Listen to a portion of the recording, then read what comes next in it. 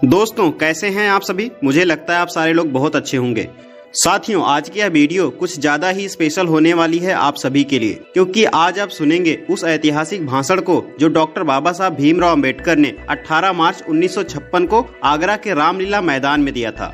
इसके बाद हम जानेंगे आगरा बाबा साहब के लिए कितना अहमियत रखता है। सो बने रहें वीडियो के अंत तक। हेलो दोस्तों, मेरा नाम आलोक दिनकर है और मैं आपके लिए हर दिन ऐसे ही अमेजिंग जानकारी लाता रहता हूं। अगर आप अभी इस पेज पर नए हैं तो इसे सब्सक्राइब करना बिल्कुल ना भूलें और अगर दी गई जानकारी आपको पसंद आए तो लाइक, शेयर और कमेंट जरूर करें। तो आइए वीडियो की शुरुआत करते हैं। दोस्तों, बाबा साहब डॉक्टर भीमराव अंबेडकर जी आगरा शहर अपने जीवन में 2 बार आए, सन 1946 और सन 1956 में। सबसे पहले वह 1946 में सुभाष पार्क में आए, जब उन्होंने आगरा के जूते और लेदर प्रोडक्ट को रेलवे की प्राथमिकता में शुमार कराया। उसके बाद 18 मार्च 1956 को अंतिम बार वह रामलीला मैदान में आए, जहां पर उन्होंने एक ऐतिहासिक भाषण दिया और इस ऐतिहासिक भाषण को उन्होंने अलग अलग 7 टॉपिक में कवर करा था, जिसको आज हम डिटेल में सुनने वाले हैं। तो वह कौन कौन से टॉपिक थे, आइए जानते हैं। पहला, जन समूह से। दोस्तों, डॉक्टर अंबेडकर जी ने अपने भाषण की शुरुआत वहां पर मौजूद सभी जन समूहों से की और उन्होंने कहा था कि पिछले 30 वर्षों से तुम लोगों को राजनीतिक अधिकार के लिए मैं संघर्ष कर रहा हूँ। मैंने तुम्हें संसद और राज्य की विधानसभाओं में सीटों का आरक्षण दिलवाया। मैंने तुम्हारे बच्चों की शिक्षा के लिए उचित प्रावधान करवाए। आज हम प्रगति कर सकते हैं। अब यह तुम्हारा कर्तव्य है कि शैक्षणिक, आर्थिक और सामाजिक गैर बराबरी को दूर करने हेतु एकजुट होकर इस संघर्ष को जारी रखें। इस उद्देश्य की प्राप्ति के लिए तुम्हें हर प्रकार की कुर्बानियों के लिए तैयार रहना होगा, यहाँ तक कि खून बहाने के लिए भी। इसके बाद उन्होंने अपने भाषण के इस दूसरे टॉपिक में इस देश के नेताओं के बारे में संबोधित किया और कहा कि यदि कोई तुम्हें अपने महल में बुलाता है तो स्वेच्छा से जाओ, लेकिन अपनी झोपड़ी में आग लगाकर नहीं। यदि वह राजा किसी दिन आपसे झगड़ता है और आपको अपने महल से बाहर धकेल देता है, उस समय तुम कहाँ जाओगे? यदि तुम अपने आप को बेचना चाहते हो तो बेचो, लेकिन किसी भी तरह अपने संगठन को बर्बाद करने की कीमत पर नहीं। मुझे दूसरों से कोई खतरा नहीं है, लेकिन मैं अपने लोगों से ही खतरा महसूस कर रहा हूँ। तीसरा, भूमिहीन मजदूरों से।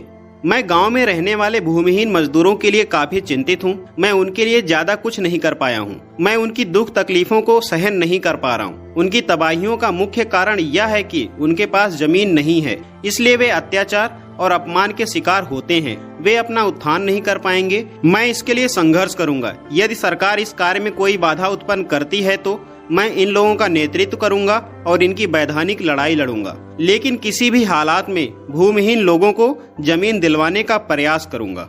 चौथा, अपने समर्थकों से। बहुत जल्दी ही मैं तथागत बुद्ध के धम्म को अंगीकार कर लूंगा। यह प्रगतिवादी धम्म है। यह समानता, स्वतंत्रता एवं बंधुत्व पर आधारित है। मैं इस धम्म को बहुत सालों के प्रयासों के बाद खोज पाया हूँ। अब मैं जल्द ही बुद्धिस्ट बन जाऊंगा। तब एक अछूत के रूप में मैं आपके बीच नहीं रह पाऊंगा, लेकिन एक सच्चे बुद्धिस्ट के रूप में तुम लोगों के कल्याण के लिए संघर्ष जारी रखूंगा। मैं तुम्हें अपने साथ बुद्धिस्ट बनने के लिए नहीं कहूंगा, क्योंकि मैं अंधभक्त नहीं चाहता। केवल वे ही लोग जिन्हें इस महान धम्म की शरण में आने की तमन्ना है, बौद्ध धम्म अंगीकार कर सकते हैं, जिससे वे इस धम्म में दृढ़ विश्वास के साथ रहें और इसके आचरण का अनुसरण करें। पांचवा, बौद्ध भिक्षुओं से। बौद्ध धम्म महान धर्म है।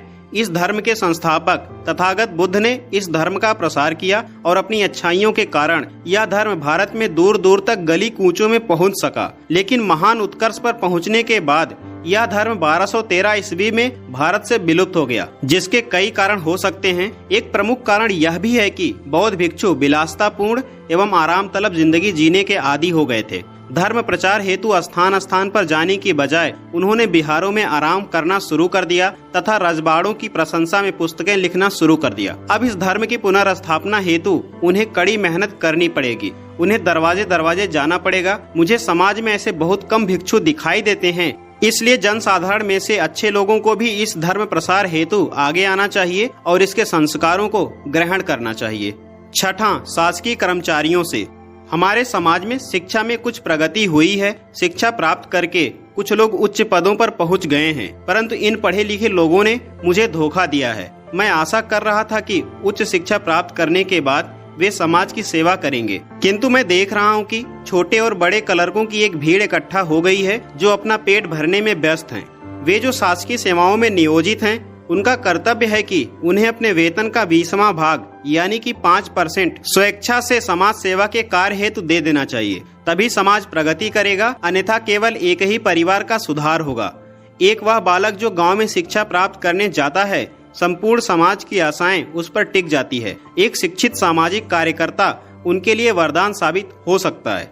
इसके बाद अपने भाषण के 7वें टॉपिक में उन्होंने छात्र एवं युवाओं से अपील की और कहा कि मेरी छात्रों से अपील है कि शिक्षा प्राप्त करने के बाद किसी प्रकार की क्लर्की करने के बजाय उसे अपने गांव की अथवा आसपास के लोगों की सेवा करना चाहिए, जिससे अज्ञानता से उत्पन्न शोषण एवं अन्याय को रोका जा सके। आपका उत्थान समाज के उत्थान में ही निहित है।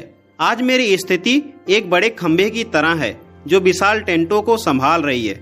मैं उस समय के लिए चिंतित हूँ जब यह खंभा अपनी जगह पर नहीं रहेगा। मेरा स्वास्थ्य ठीक नहीं रहता है। मैं नहीं जानता कि मैं कब आप लोगों के बीच से चला जाऊं। मैं किसी एक ऐसे नवयुवक को ढूंढ नहीं पा रहा हूं जो इन करोड़ों असहाय और निराश लोगों के हितों की रक्षा करे। यदि कोई नौजवान इस जिम्मेदारी को लेने के लिए आगे आता है तो मैं चैन से मर सकूंगा। दोस्तों, यहाँ तक तो बात रही बाबा साहब के इस ऐतिहासिक भाषण की, लेकिन अब बात करते हैं कि आखिरकार आगरा उनके लिए कितना महत्वपूर्ण है। तो आइए जानते हैं। आगरा के लिए बाबा साहब अम्बेडकर और बाबा साहब अम्बेडकर के लिए आगरा खास है। दरअसल 18 मार्च 1956 को रामलीला मैदान आगरा में सभा करने के बाद बाबा साहब ने चक्की पाट में तथागत महात्मा बुद्ध की प्रतिमा अपने हाथों से स्थापित की। गौतम बुद्ध की मूर्ति आज भी पूर्वोदय बुद्ध विहार में देखी जा सकती है। उसके बाद जुलाई 1957 को बौद्ध भिक्षु कौंडिन्य ने आगरा आकर विशाल बुद्ध विहार का निर्माण कराया। सन 1967 में इसकी देखभाल के लिए बुद्ध विहार प्रबंध समिति बनाई गई, जो वर्तमान में भी इसकी देखरेख का जिम्मा संभाल रही है। दूसरी खास बात यह है कि आगरा आगमन के कुछ महीनों बाद यानी कि 6 दिसंबर 1956 को डॉक्टर बाबा साहब भीमराव अम्बेडकर ने अंतिम सांस ली। उनके निधन के बाद 13 फरवरी 1957 को यहाँ के प्रबुद्ध जनों की बदौलत डॉक्टर अम्बेडकर के पुत्र यशवंतराव अम्बेडकर द्वारा उनकी अस्थियां आगरा में लाई गई और जिसका दर्शन आम जनता भी कर सकती है। इस कारण दोस्तों डॉक्टर बाबा साहब अम्बेडकर जी के लिए आगरा बहुत ही महत्वपूर्ण हो जाता है। बाकी का क्या ख्याल है आपका?